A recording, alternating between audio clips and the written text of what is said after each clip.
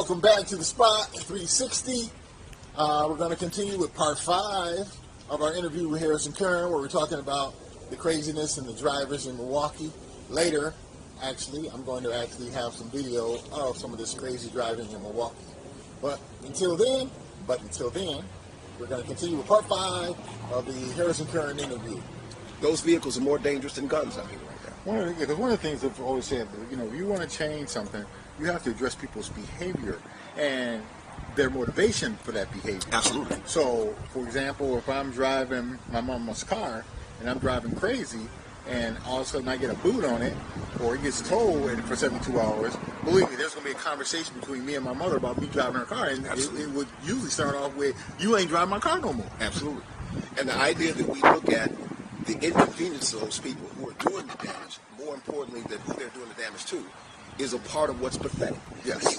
We are more concerned about somebody being inconvenienced who's out here driving like an idiot than somebody out here driving like an idiot killing one of your citizens or your loved one. Yes. And that is a real problem where our whole thought process is just butt backwards. Yes. Because the bottom line is I could care less about your inconvenience. If you're driving down here and running me off the road and running me into poles and stuff like that, why do I care that now you're going to have to take a bus or walk to work or walk to the store or do whatever? I could care less at that point. Mm-hmm. And so the fact that we then gravitate toward being concerned about who else is inconvenienced by their wrongdoing.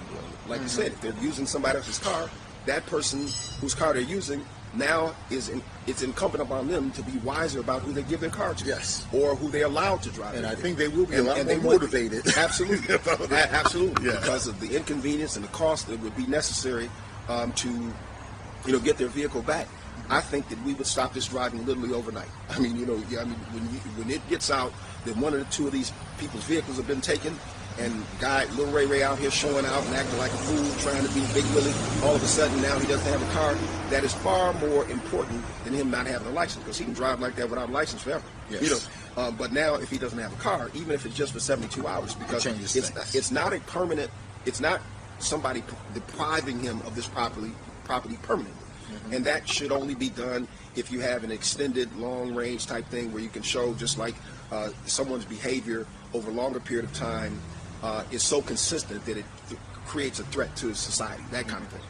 But you can show immediately that for a period of holding something that is for the sake of community safety, and then you can address the issue.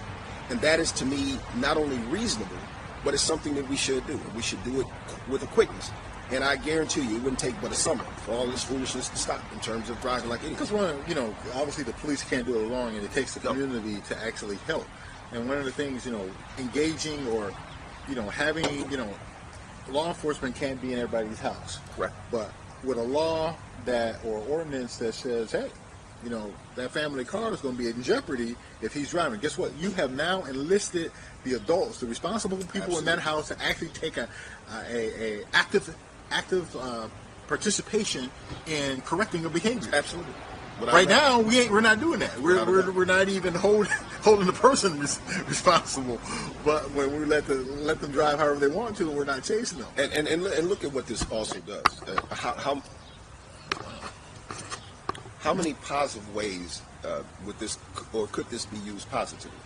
Okay, let's say you have somebody that owns a car, but doesn't have a proper license and driving without suspension, and then you see them driving around like an idiot, and you now take their car. Mm-hmm. Now you have an opportunity to address a lot of things all at one time. You have an opportunity to address, first of all, you're not going to get your car back without paying the towing fee and whatever fine will be assessed to that. Secondly, now the fact that you were driving, now we don't have to chase you down to get a ticket. We can give you the ticket right there when you come to pick up your car for driving like whatever. Mm-hmm. The other thing is, now you have to show proof of insurance to get your car back. Because if that's a law that we should have had, you should have been out there without it anyway. Mm-hmm. So there's so many different ways that just that little method can put the monkey on people's back to the point they'd be scared to get stopped for sake of this thing happening to them. So they would be driving like this. Yes. 10 and 2. 10 and 2. Yeah. Oh. and that's the thing is, and like at that meeting, he says, I don't care about the people, they may be driving around that don't have a driver's license. If they're driving normally, I could care less about them. I mean, why would you care? Yeah. The fact of the matter is you wouldn't know anyway. They would be doing nothing that would be a threat to you in traffic. Absolutely. So I don't care.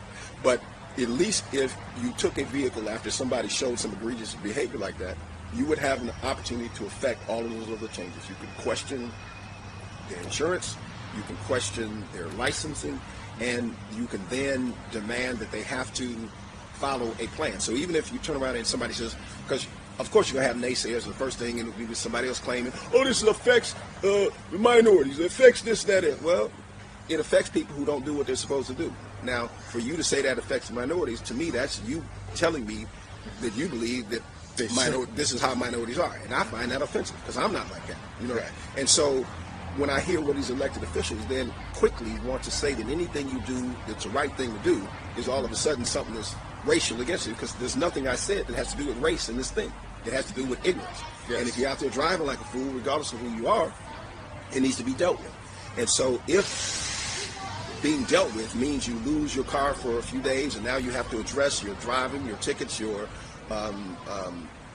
whatever the case may be, your insurance, then that is incumbent upon you to do. But that has nothing to do with race. That has to do with us having a better society. And holding people accountable Absolutely. For their actions. Absolutely. You know, you're going to do A, there's going to be a consequence to doing A. Absolutely. You know, and if you allow, a parent or responsible person who allows or even may not allow, Junior to do A, well, there's going to be some consequences. So you may step up your game to ensure that Johnny does not do A. So that's good. Well, it's one of I think the solutions to so much of what we deal with is very simple. It's very straightforward. But we have convoluted things so much, trying to either be politically correct or trying to make up for something else or trying to do whatever, that we don't get to the core issue of what's wrong. Right. And the bottom line in all this is responsibility. Yes. Nobody wants to be responsible for what they do anymore. Somebody else's fault, is this fault, is this fault. Yes. And we have to stop that. I mean, everybody, black, Yes. white, green, old or young, own up to what you do. If you can make it better, fix it, and move on. But quit trying to make an excuse for the things that you know are damn wrong. And you do it. You go ahead and do it. It's like the